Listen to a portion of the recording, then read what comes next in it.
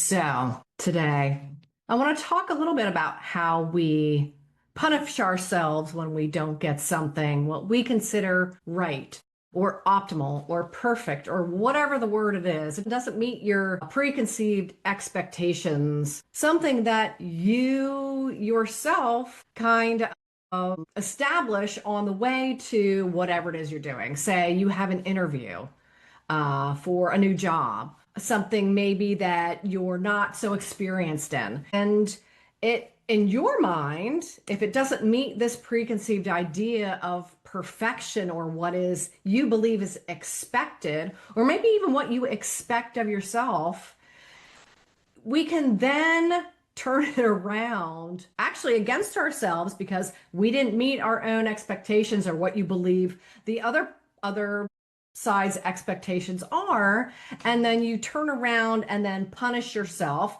And not only do you punish yourself, and it could be in any number of ways, as I talk about in my book, Nothing is Wrong with You, you make it mean something about yourself because you didn't do well or you perceive that you didn't do well. So then we extrapolate and take it 17 steps further and say, okay, I suck at interviews, or I am just so bad at this, or I am just not even worthy of having that job, or whatever it was. You create this meaning around it to then flog yourself with.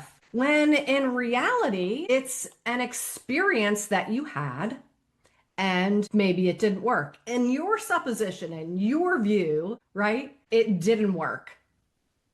So when it's just so unfortunate that right now our society is so performative that when you don't perform to this perfectionist level or this pre-created idea of what you think is there was only one answer, right? There was only one way to perform this, and it was to these perfect specs. You then turn it around into something against yourself. When in fact, all it was an experience, an experiment, you can think of it as, that didn't necessarily work. Now, you might not even have any evidence yet that it did or didn't work, but you've already predetermined that, okay, I didn't perform to the level that I had expected or wanted. And you then say, okay, well, I'm not going to do that ever again because I don't want to take a chance on it happening again. Again, with no further information.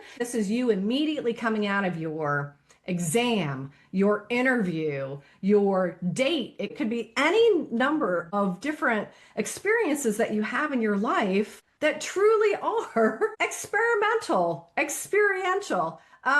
Say, okay, you made this choice. I'm going to go meet this person for coffee. They seemed really nice, or they seemed this, or they seemed that. We kind of have this predetermined set of maybe even a conversation or visual that is going to happen. And when that doesn't happen, we create meaning around it.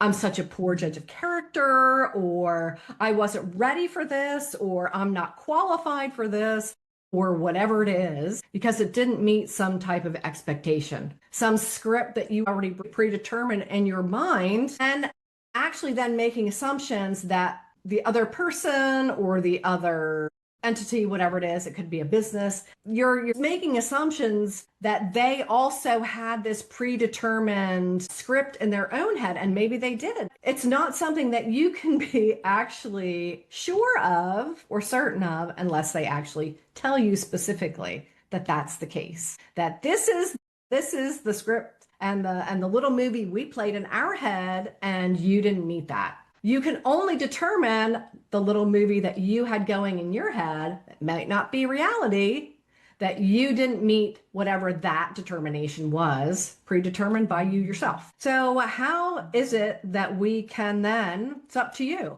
really, to choose to take this in as a data point. Okay, you know what? That was not my best work. I was nervous. I attempted to over-prepare for a scenario that really I didn't have even any information to base the, let's say, interview on. Or maybe you had a minimum kind of general information. In trying to, I remember doing this, trying to cram for an exam. at the last minute. And you cram your head so full that by the time you get there, you actually have forgotten everything because you tried to cram it all in and it's not something that you've actually already internalized. I've noticed this myself too recently.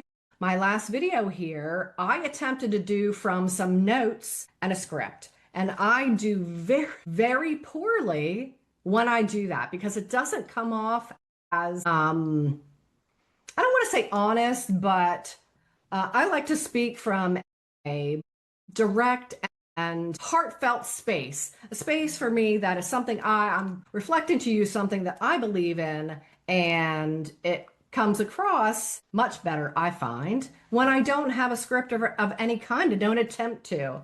Now, it can be easy to, when you're operating from a point of minimal information or minimal experience, to be nervous, to try to cover all your bases without even knowing what the bases are. So, can you take these experiments, interviews, dates, recipes, whatever they are, as an experiment, and instead of turning it around into meaning something about yourself, like it's a verdict about who you actually are, because you know what? You faltered this one and it didn't work out how you perceived it and you wanted it to, even. Because don't we all really want things to work out the best for ourselves and for others? Okay, well, maybe that second part isn't true for a lot of people. But I think in general, it's something that we want from ourselves and for ourselves. So looking at these experiences from these choices that you made based on whatever you used to make that decision, can we use that as continuing an experimental process and just gathering information to say, okay, well, you know what? This didn't work. And use that then to say, okay, well, what can I do the next time? Because there will always be a next time. There will always be another experiment. There will always be another interview, maybe, or another date, or another, even an uncomfortable conversation or a conversation at all. And I know right now, everything is so focused on this performance culture that we feel like we need to be seen as perfect, that we've got it all together, that we don't make mistakes. Well, that's just unrealistic completely, because living life, learning the lessons that we're here to learn, it's all about experimentation and finding out what works or doesn't work. So just because something doesn't work doesn't mean you made a mistake. You just took a chance on something as an experiment and found out it didn't work. So, hey, yay you. What about all the folks that don't take any risks whatsoever because they need a deep level of certainty and lack of risk in their lives?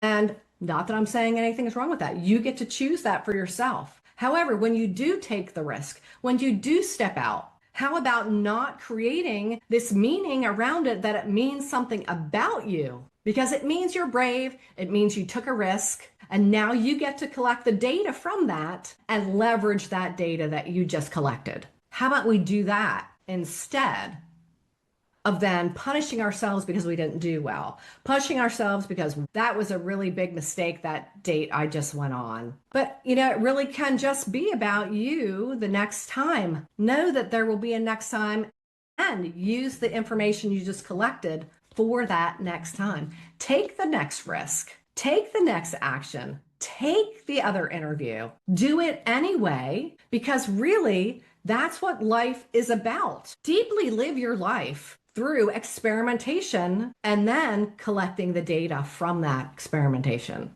All right, I'll see you next time.